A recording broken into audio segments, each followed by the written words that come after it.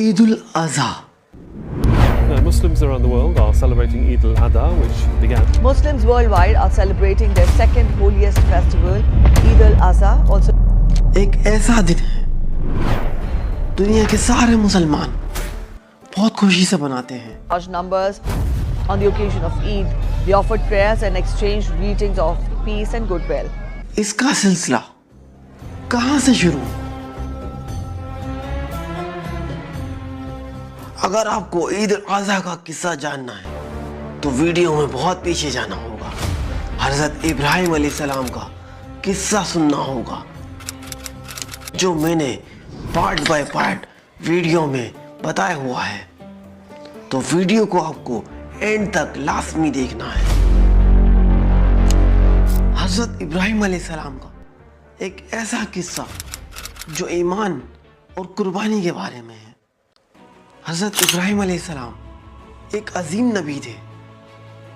उनका पूरी दुनिया को एक पैगाम था कि सिर्फ अल्लाह की इबादत करो और शिर्क से बच जाओ. उनका वाक़या इंसानी तारीख का सबसे दिलचस्प और जज्बात से भरा है. ये कहानी सिर्फ एक नबी की नहीं बल्कि पूरी इंसानियत की रहनुमाई का पैगाम है. हस्बुनल्लाहु व निअमल वकील. बचपन और शिर्क के खिलाफ पहला कदम. हज़रत इब्राहिम अलैहिस्सलाम का ताल्लुक एक ऐसी कौम से था जो बुतों की पूजा करा करती थी. उनके वालिद का नाम हज़र था जो बुत बनाता था.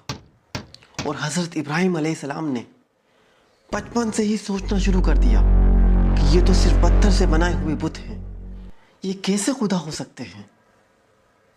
उनके दिल में एक रोशनी थी और अल्लाह पर यकीन था कि सिर्फ अल्लाह एक है और उसके अलावा कोई शरीक नहीं. एक दिन उन्होंने अपने वालिद से कहा कि अब्बा जान कि ये पत्थर ना बोल सकते हैं ना सुन सकते हैं, मगर इनकी इबादत क्यों?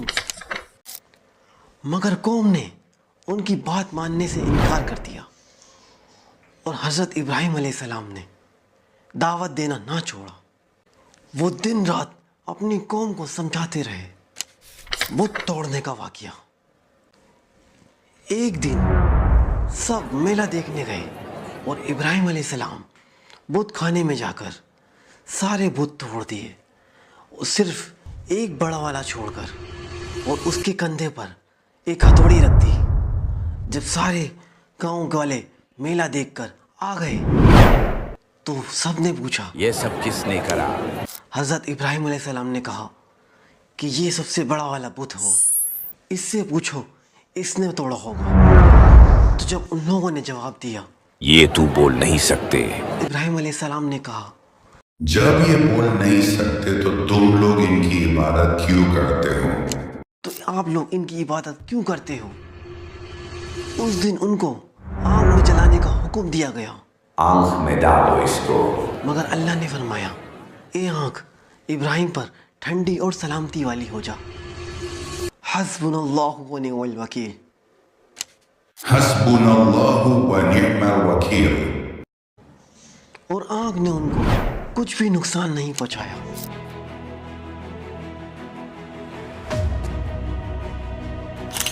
खाने काबे की तामीर. अल्लाह ने उन्हें हुक्म दिया कि खाने काबा की तामीर करो.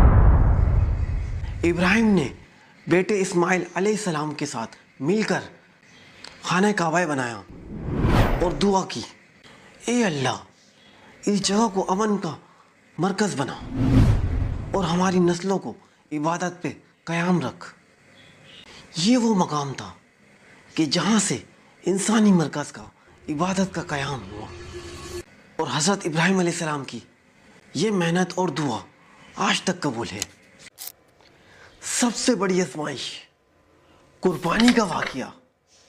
एक रात इब्राहिम अलैहिस्सलाम ने ख्वाब देखा कि वो अपने बेटे इस्माइल अलैहिस्सलाम को अल्लाह की राह में कुर्बान कर रहे हैं.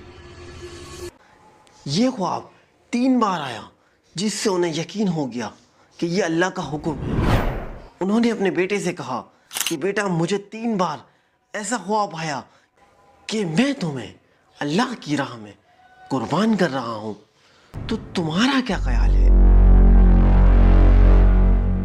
اسماعیل علیہ السلام نے کہا اے میرے والد، جو حکم ہے وہ کر دیجئے، آپ مجھے صبر کرنے والوں میں پائیں گے۔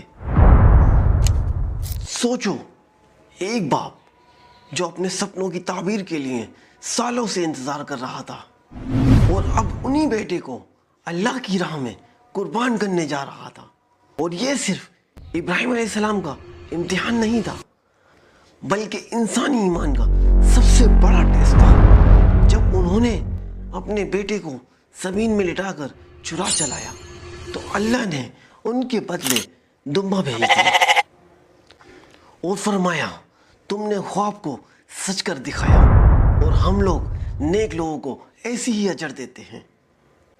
اس واقعے کی یاد میں آج تک عید الاضحیٰ منائی جاتی ہے، اور یہ صرف جان کی قربانی نہیں بلکہ خواہش کی بھی ہوتی ہے۔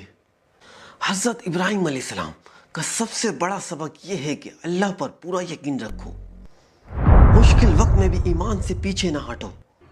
اللہ کبھی بھی اپنے بندوں کو اکیلا نہیں چھوڑتا، اور قربانی صرف جان کی نہیں اپنی خواہشوں کی بھی دینی ہوتی ہے۔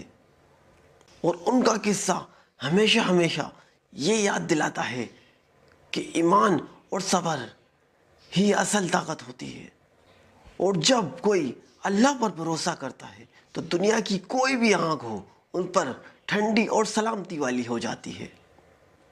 ملتے ہیں نیکسٹ ویڈیو میں، تب تک کے لیے اللہ حافظ۔